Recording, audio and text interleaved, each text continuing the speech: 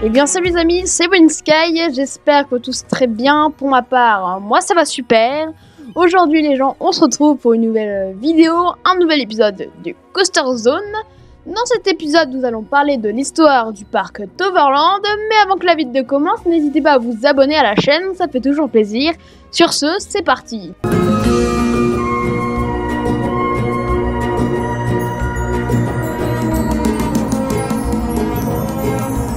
Toverland est un parc d'attractions se situant à Cronenberg, aux Pays-Bas. Il a été créé par Jean Jellison en 1996.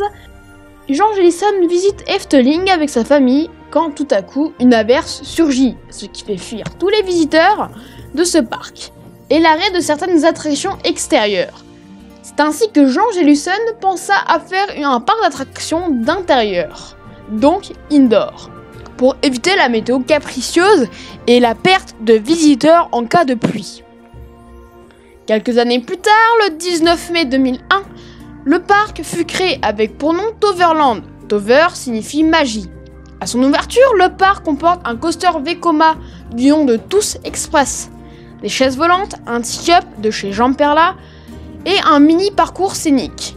Il y avait aussi quelques aires de jeu pour enfants. Le succès est au rendez-vous. Grâce à sa particularité, le parc reste ouvert toute l'année et accueille pour sa première saison 110 000 visiteurs. En 2002, deux nouveautés, Drakenslagen, un toboggan aquatique de chez Van Ekdom, et Morel Hopper, un torrent. En 2004, le parc se voit une expansion. Dû à son succès, c'est ainsi que Toverland va ouvrir une deuxième zone indoor, un peu plus grande que la première. Celle-ci se nomme Magic Forest. Mais un peu après, cette zone sera renommée Wonderland. La zone comporte un carrousel, plusieurs aires de jeu pour enfants et des walkthroughs, ainsi qu'un flume semi-d'intérieur, semi-extérieur. Mais aussi Booster Bike, un coaster Vekoma de type motoback. Celui-ci sera l'un des premiers motocoasters au monde, mais également ce sera la première attraction du parc 100% à l'extérieur. Pour cette année, le parc va avoir 425 000 visiteurs, un excellent chiffre en 4 ans d'expertise. Pour 2007, le parc va ouvrir une nouvelle zone thématique qui se nomme Ithaca. Elle est thématisée sur l'univers de la mythologie grecque. Pour inaugurer cette zone, un coaster du constructeur GCI est inauguré. Il comporte une longueur de 1 km, une hauteur de 30 mètres, une vitesse de 90 km/h, le tout pour une capacité horaire de 900 personnes par heure, ce qui est correct. L'attraction sera basée sur l'attaque de la ville de Troie, d'où son nom Troie, issu de la mythologie grecque. En 2010, la zone Ithaca se voit plusieurs agrémentations comme Scorpius, un carabine de chez Zamperla, et Paraden Van Ithaca, un parcours scénique qui fait le tour de la zone thématique à bord de petits chevaux. Pour 2011, le parc va vraiment imposer son thème principal, la magie, avec Toveruse, une petite attraction de type walkthrough qui se trouve dans le Land Van Tous, donc le premier quartier thématique et la première zone indoor du parc. Prenez une baguette magique, pointez-la vers des pointeurs qui actionnent des petites scènes avec des animatroniques, des éclairages et des petites musiques. Pour 2012, le parc dévoile son nouveau coaster Dwelverwind, un spinning coaster de chez McRide. Il comporte une longueur de 500 mètres, une vitesse de 70 km/h, le tout pour une hauteur maximale de 20 mètres. La particularité de ce coaster, c'est qu'il possède de l'audio intégré et la bande originale est faite par le groupe connu de tous, Imascore.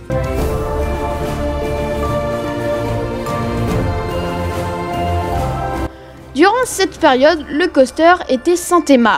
Mais c'est que en 2013 que le coaster ouvre officiellement avec une nouvelle zone thématique, Magic Valley, thématisée sur l'univers irlandais des elfes et des Leprechauns. Booster Bike sera rethématisé aussi sur cet univers. Mais aussi, cette année, un raft va être inauguré du nom de Django River. En 2015, c'est un nouveau coaster de type luge alpine qui va être inauguré. Il se nomme Maximus Blitzbahn. Peu de statistiques à son sujet, on sait juste qu'il a été inauguré par un pilote de bobsleigh, qui est primé mondialement. Les années 2016 et 2017 seront vides et ne porteront pas de nouveautés majeures. À part la nouvelle zone thématique à l'entrée qui se nomme Port Laguna, où se situent plusieurs spectacles de rue. Cette zone est thématisée sur l'univers balnéaire, cette zone est très axée sur l'univers pirate et fantastique. En 2018, l'un des plus gros investissements du parc. Il sera de 20 millions d'euros en tout. Et avec une nouvelle zone thématique à Valonne. Thématisée sur l'univers et l'histoire de Merlin l'Enchanteur, cette zone comporte un Water Dark Ride dont l'histoire est basée sur la découverte de la vie éternelle par Merlin. Mais aussi le plus gros coaster du parc. Il se nomme Phoenix. Il comporte 3 inversions dans une dive drop, Animal Man et un zéro G-Roll. Mais aussi une hauteur de 40 mètres, une longueur de 800 mètres, une vitesse de 97 km/h, le tout pour un rendement horaire exceptionnel de 1150 personnes par heure. Le parc va attendre 812 000 visiteurs pour cette année, ce qui est excellent. En 2019, le parc passe la meilleure année de son histoire avec 864 000 visiteurs. Quelques petites agrémentations au niveau de l'espace vert, des palmiers sont inaugurés et ainsi qu'une zone fumeur pour éviter ceci dans les allées. En 2020, les prédictions devraient ouvrir un petit flat ride dans la zone Port Laguna qui est la seule zone qui ne comporte pas d'attraction. Mais ça se trouve, ça n'ouvrira pas avec le coronavirus.